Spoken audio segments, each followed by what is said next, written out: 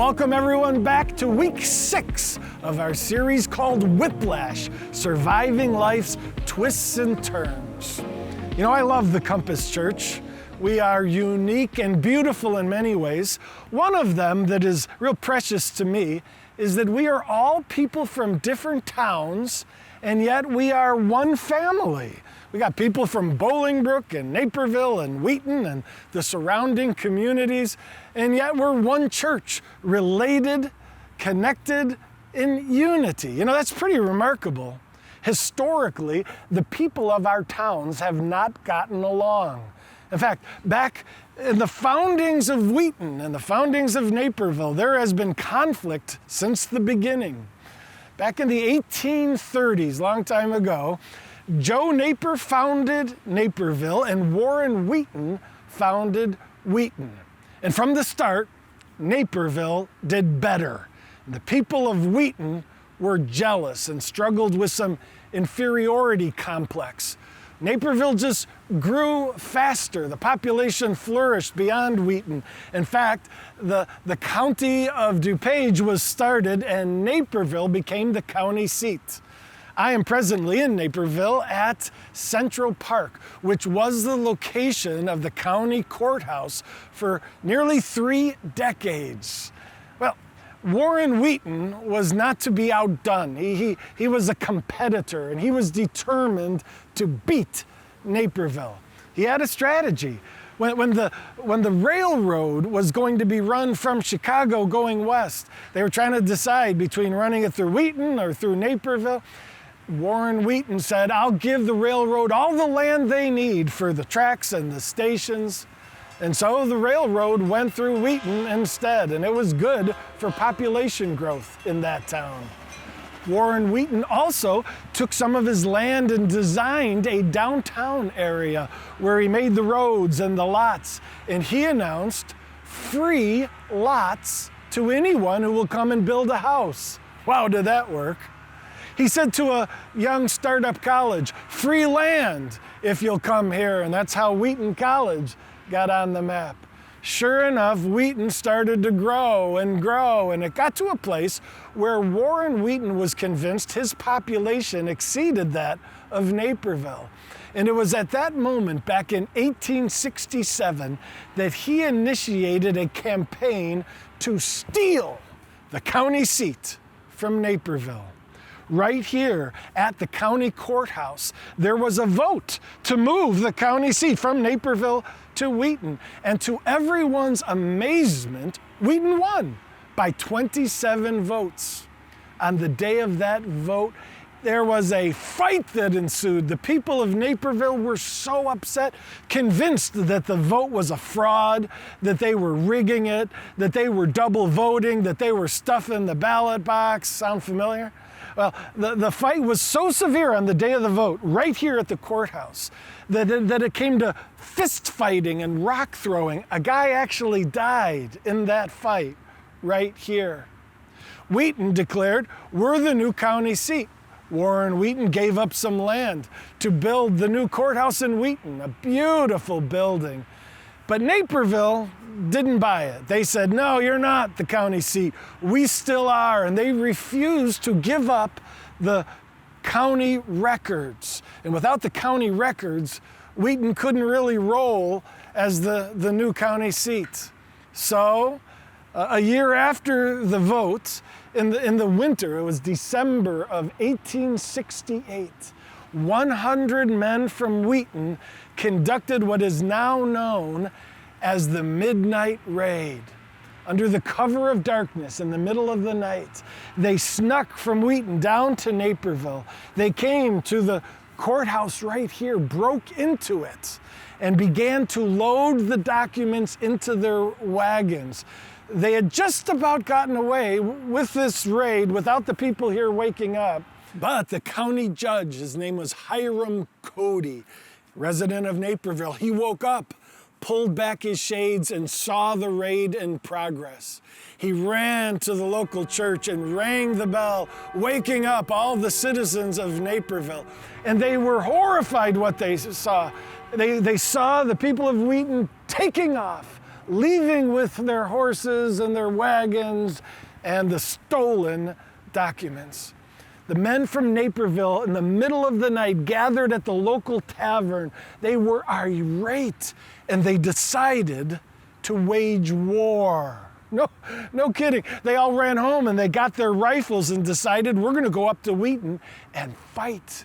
At that tavern, they started planning their attack and drinking beer and planning and drinking. And as the night progressed, the legend has it, they drank so much that they were in no condition to fight or go anywhere. They went back home to bed.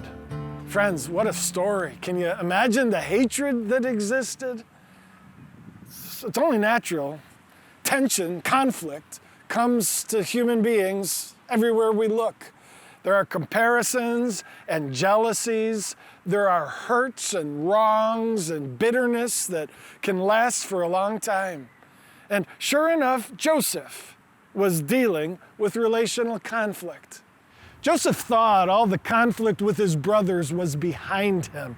His brothers hated him. Remember, they had thought of killing him. They had decided to sell him into slavery. But those years were now 2 decades in Joseph's past. He was doing well in a new land with a new job and a new family. But wouldn't you know, those brothers he had conflict with re-entered his life. You see, people from neighboring countries around Egypt started traveling to Egypt to buy food. Joseph had led a campaign to store up grain during the 7 years of plenty. And now that they had moved into the 7 years of famine, people were starving to death, including Joseph's family. I'm turning now to Genesis chapter 42, verses 1 and 2. When Jacob, that's Joseph's dad, when Jacob learned that there was grain in Egypt, he said to his sons, "Why are you just looking at each other?" He continued, "I have heard there is grain in Egypt. Go down there and buy some for us so we don't die." And so 10 of Joseph's brothers traveled all the way to Egypt to buy grain. Reading verse 6. Joseph was governor of all of Egypt and in charge of selling grain to all the people. It was to him that his brothers came. When they arrived, they bowed before Joseph. Friends, this is the fulfillment of the dream Joseph had decades earlier. They bowed before him with their faces to the ground. Joseph recognized his brothers instantly, but he pretended to be a stranger and spoke harshly to them. "Where are you from?" he demanded.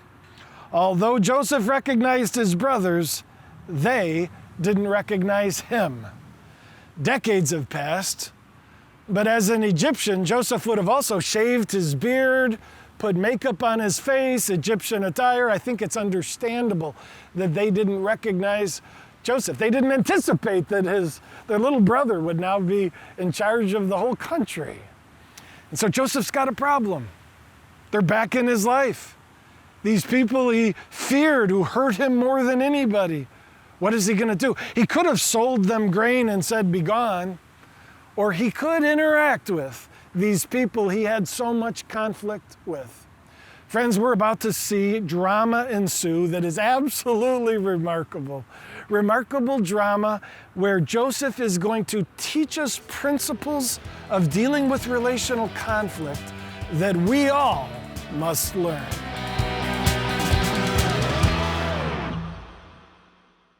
Joseph had an extremely high EQ. His emotional intelligence, his relational skills, they were remarkable. How's your EQ? The truth is, we all have much we can learn from Joseph. Here he is facing these brothers again. You know, I would have been tempted to just sell them the grain and get out of here. But not Joseph. He looks at these men and he cries out, "You're spies. I know you're spies." I'm thinking, what are you doing, Joseph? What are you up to? Let's find out, shall we? It says in Genesis 42, starting in verse 14, Joseph said to them, "It is just as I told you. You are spies, and this is how you will be tested. You will not leave this place unless your youngest brother comes here. Send one of you to get your brother, and the rest of you will be kept in prison." We can see what Joseph is up to. He wants the youngest brother who's been left behind. 10 of them have come, leaving Benjamin. Benjamin was the youngest. And Joseph wants to see Benjamin. That's understandable because Benjamin is his only full brother. They had not only the same father, but they also have the same mother. And Benjamin was only 10 years old back when the other brothers abused him and sold him into slavery. And so Benjamin had nothing to do with it. He's innocent. And Joseph longs to see this brother who was just a kid when he left and now would be a grown man. And so Joseph says, I'm going to do what it takes to see Benjamin. I'm going to lock up all of my brothers but one, and I will send one back to get Benjamin. The rest of the brothers will be ransomed until I can see Benjamin. Interesting play, but something happens 3 days later. Let me read verse 19. After 3 days, Joseph said to them, tell you what, let one of your brothers stay here in prison. All the rest of you can go and take back grain for your starving households, but you must bring your youngest brother to me. Rather than keeping 9 of them in prison, he's like, you know what, that's not necessary. I'm going to just do 1 in prison. I'll hold 1 ransom until they bring Benjamin. What's the shift? Well, I'm speculating here, but I bet I'm right. In Joseph's mind, this imprisoning of brothers to keep a ransom for Benjamin to be forced to come. In his mind, he was rationalizing it by saying, listen, I've been robbed of my brother. I need to do this. I've got to see Benjamin, so I've got to put them all in prison. That's originally what he said. They're all going to be in prison except the one who goes to get him. Really what we got going on here is some mixed motives. Joseph's convincing himself that it's all because I want to see Benjamin.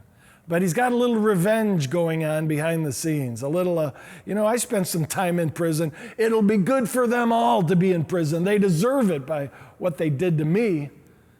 But upon reflecting on it, Joseph's like, wait a minute. I want to see my brother Benjamin, but I don't want to be motivated by punishing all my brothers. I want to separate my mixed motives. One of them's relatively noble. I want to see Benjamin. The other's the hidden, the dark, the unconscious motive. I want to punish them. Joseph's like, yeah, I don't want to do that. So this shift to being more kind, this shift to only keeping one of the brothers ransom and sending them with food for their starving family, Joseph is trying to purify his motivation. Here's a relational principle. Beware of rationalization. Rationalization is when we convince ourselves that what we're doing is noble because we've got one noble motive. A lot of times we have mixed motives behind the scene. We've got our noble motive that we make ourselves feel good about what we're doing, but deep down, sometimes we're not even aware of it. We're driven by more sinister motives to treat people the way we do. And we find ourselves treating people poorly and justifying it, rationalizing it in our own minds. For example, sometimes, I will give my wife the silent treatment. She'll be upset with me about something and pointing out something that I've done, and boy, am I getting mad, and I wanna lash out. And I say, no, there's a principle. If you can't say something nice, don't say anything at all. Flee from temptation. I've got all these biblical principles that I use to rationalize myself. I'm just going to walk away and not say a thing. What a godly man I am. And the truth is, I'm giving Jen the silent treatment. Deep down, I'm wanting to get back at her, and I choose a path to do it that I can rationalize. We got to think through, what am I doing? What's motivating me to do what I'm doing? And be careful of that self-rationalization that Joseph originally was doing. And come to a place where we're like, no, I don't want to treat people poorly, even if in my own mind I can rationalize it. All right? So beware of rationalization. Let's go to Genesis 42, verse 19.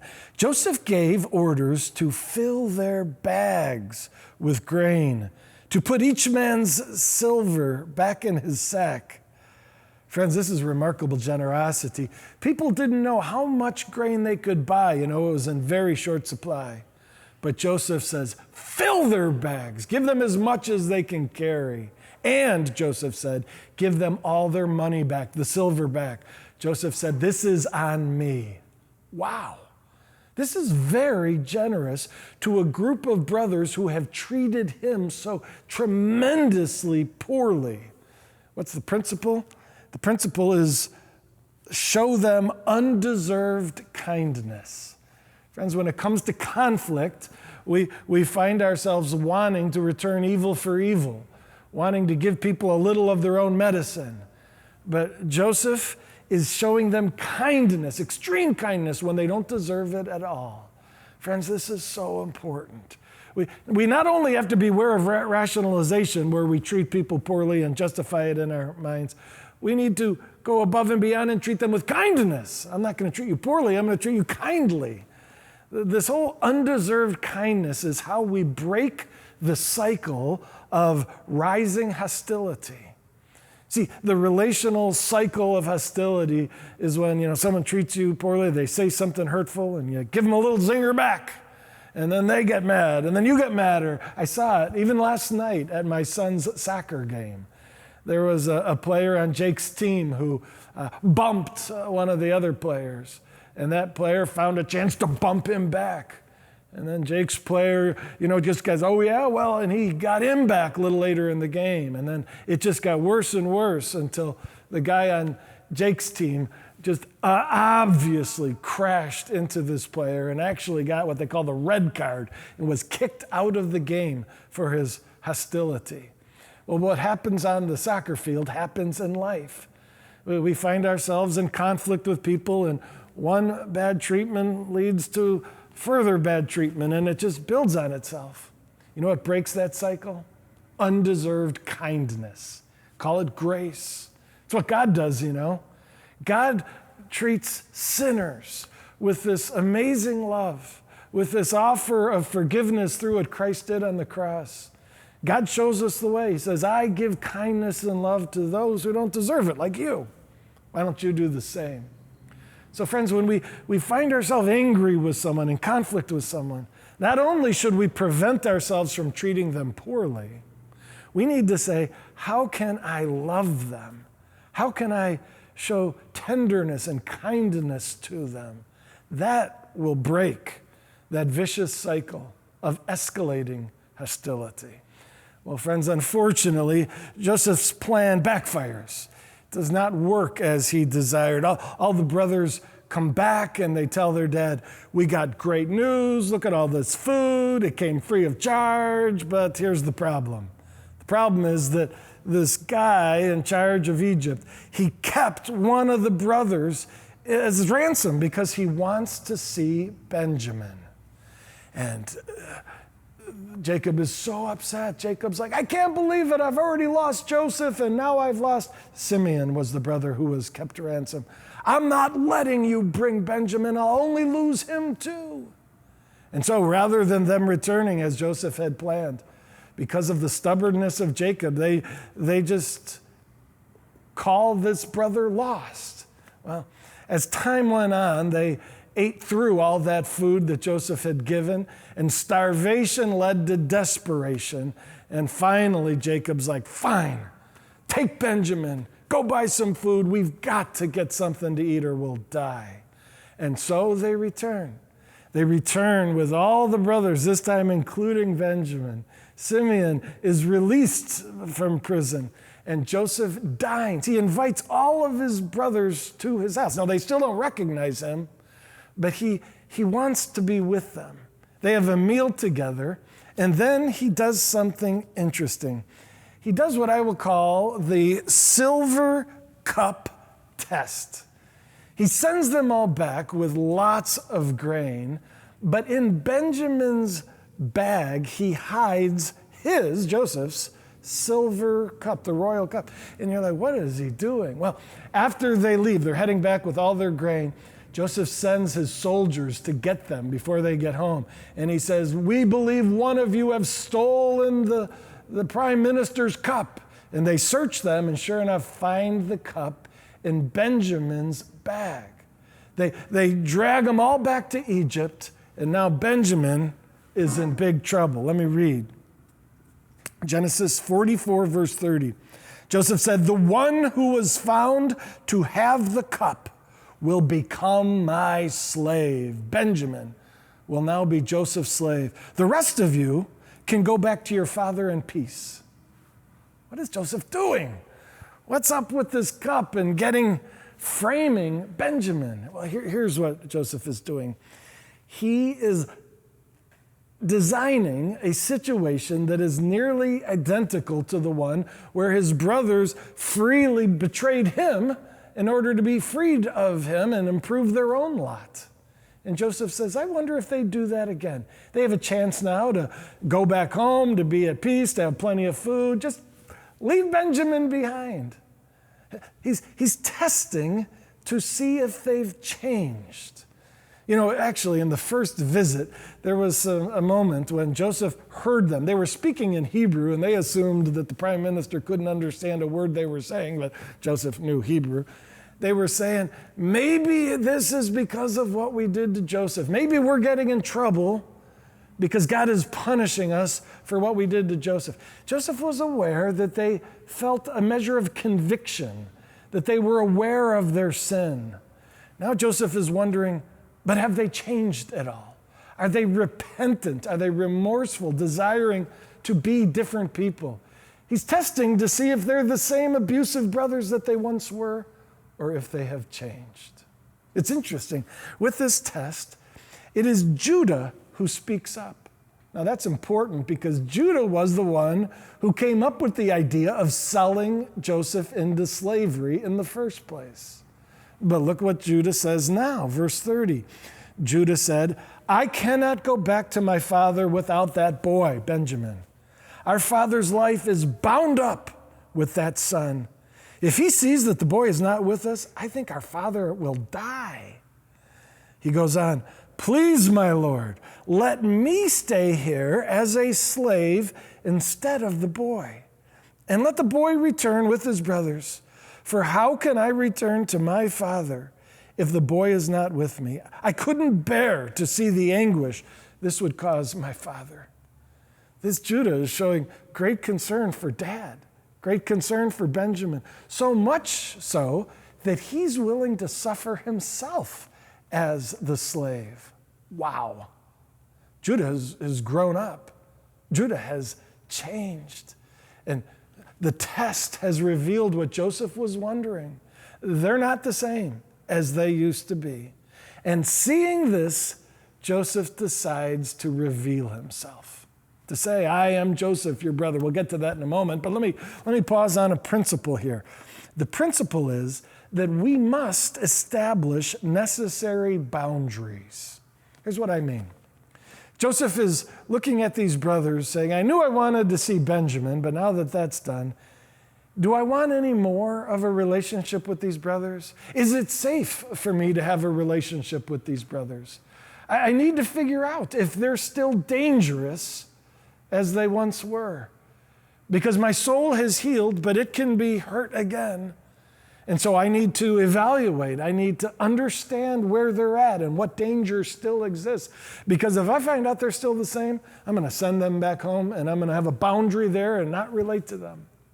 But if I find out that they're safe now, I will relate to them freely and with much joy. Friends, we got to do the same thing. Did you know that?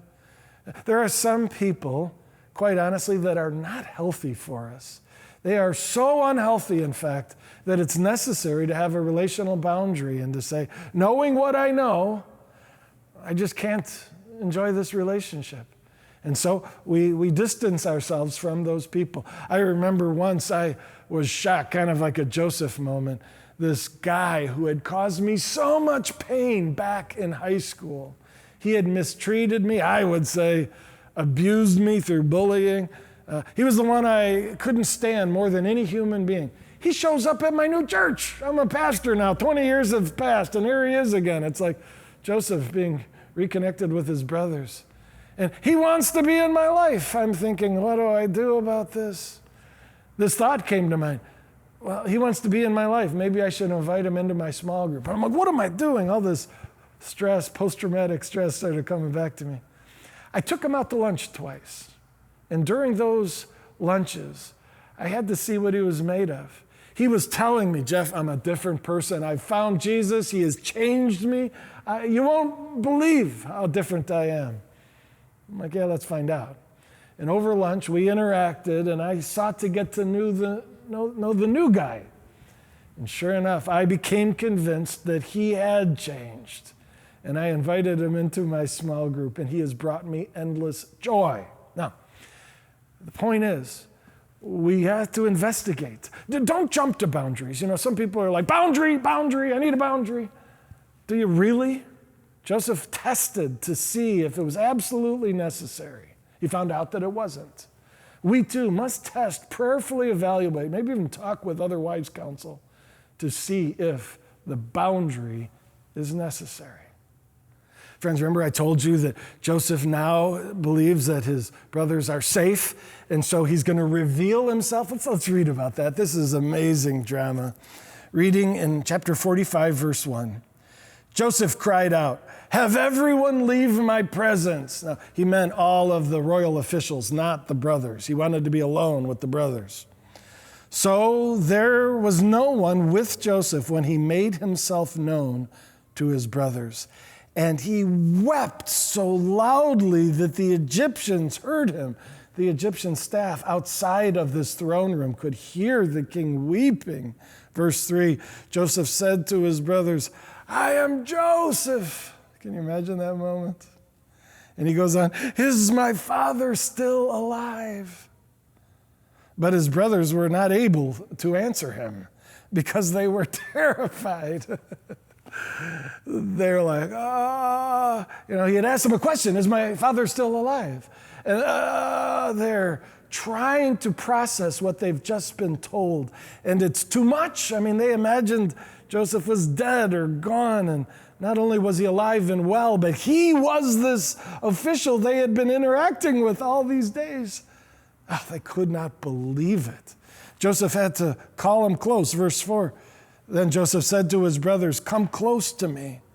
And when they had done so, he said, "I am your brother, Joseph, the one you sold into Egypt."